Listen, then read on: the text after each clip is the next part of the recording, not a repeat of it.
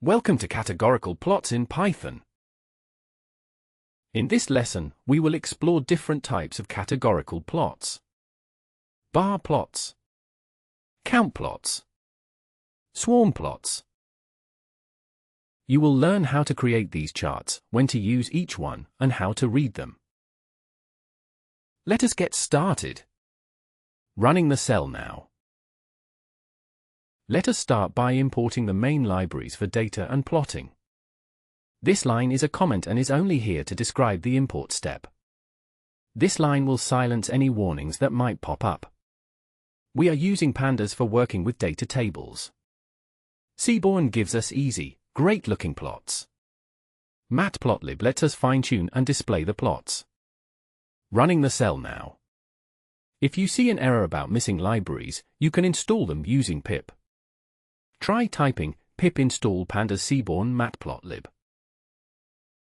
What are categorical variables? Categorical variables are values that represent groups or categories. They are not numbers, but labels or names. Examples: gender, color, brand, or product type. Running the cell now. Now let us load a simple example dataset to use for our plots. This comment describes the cell purpose. This loads a small dataset of restaurant bills, which is built into Seaborn. This prints how many rows and columns are in the data. This shows us the first few rows to get a sense of the structure. Running the cell now. Try thinking, what categories can you spot in this data? We will use things like sex and day as categories in our examples. Bar plot, comparing categories. A bar plot shows how one variable changes across different groups. For example, we can compare the average size of tips between days. Running the cell now. Let us explore a bar plot comparing the days of the week and the average tip. We use a comment to say what we will plot. This sets the size of the plot box. We tell Seaborn to make a bar plot, using day for X and tip for Y. Add a title above the chart. Display the chart for us to see. Running the cell now. Notice how each day has its own bar. Try thinking, which day seems best for tipping? We can also look at more than one group at a time. This comment notes that color can help show extra information. We start a new plot with a set size.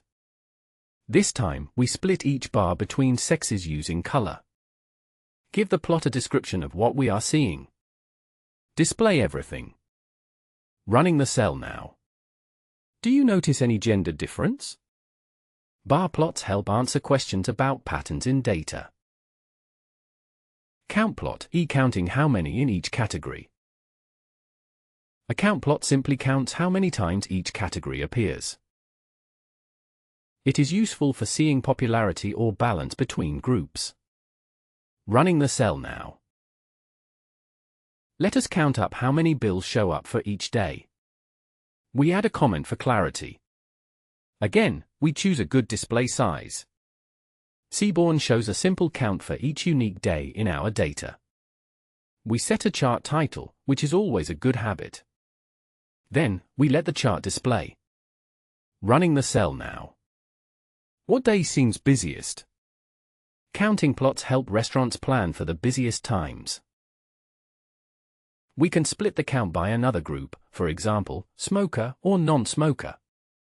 This comment reminds us the count plot can show a second variable. We set up the plot size as before. Now, each bar is split in two colors, smoker and non-smoker. A good title helps us remember what is being shown. We finally display the results. Running the cell now. Now you can compare several categories at once. Imagine using this for survey results or club memberships. Swarm plot, seeing the actual values. Swarm plots show all the actual data points. This helps to spot clusters and spread. Swarm plots are great for showing patterns in smaller datasets or when you want to see every record. Running the cell now. Let us look at the actual tip values among the days. This comment states the purpose of the chart. We choose a display size. Swarm plot puts every tip as a little dot, organized by day. We add a title for easy reading. Display the result. Running the cell now. Notice how some days have tips bunched together and some are more spread out. Swarm plots are nice when you want to see dots for every observation. We can separate the dots by another group, like gender. The comment also helps set up the reason for the next plot. We once again set the plot box size. This creates a swarm plot colored by gender as well as day. Label what the chart displays. Show the result for us to examine. Running the cell now. This makes it easy to see if there are different tip patterns by gender. Swarm plots can help spot new stories in the data. When to use each plot. Bar plot, to compare averages between groups. Count plot, to see frequencies or how many. Swarm plot, to see all actual data points and spot clusters. Some plots work better for small data, some for big summaries. Running the cell now. Let us check how many people came for lunch or dinner. This line notes we are now trying account for a different category. We open a new plot with size. Seaborn draws a bar for lunch and a bar for dinner. Title explains what we are counting. We display the plot. Running the cell now. Which is more popular, lunch or dinner? Imagine using this to plan when to open a food truck. Here is a practical mini-project using bar plots. This comment introduces a small data investigation. We set a slightly bigger plot to fit all details. Show average tip for lunch and dinner, broken down by male and female. We turn off the error bars for simplicity. Give the plot a title that is easy to understand. Let the plot appear so we can analyze. Running the cell now. What do you notice about the tips? Try explaining the trends in your own words. Let us practice by seeing the spread of total bills per gender. This line sets up a practice example. We choose a bigger plot size for clear display. A swarm plot shows every total bill for male and female customers. The palette means different colors are used. Title helps everyone follow along. We display the dots on the chart. Running the cell now. Do the pattern clusters look similar or different for each gender? Swarm plots help answer questions about outliers and spread. Extra tips. Use plt.tight_layout if labels look squished. Experiment with palette for different plot colors. Always label your charts so others understand them. Exploring with your own data makes these skills stick. Running the cell now. Let us challenge ourselves to make a plot from new data. You will paste a web link to a CSV file or skip by pressing enter. Then type in which columns you want to compare. This line sets up a challenge exercise that uses input calls.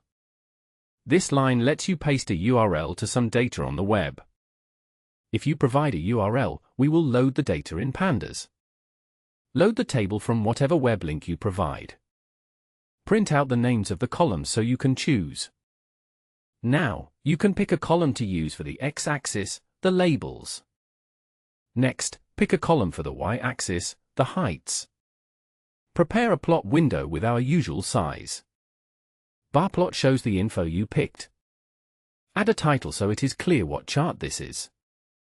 Let us see your custom chart. If you hit enter instead of pasting a URL, nothing will load. Give a message so you know to try again if nothing happened. Running the cell now. Try finding interesting columns and see what stories your data tells.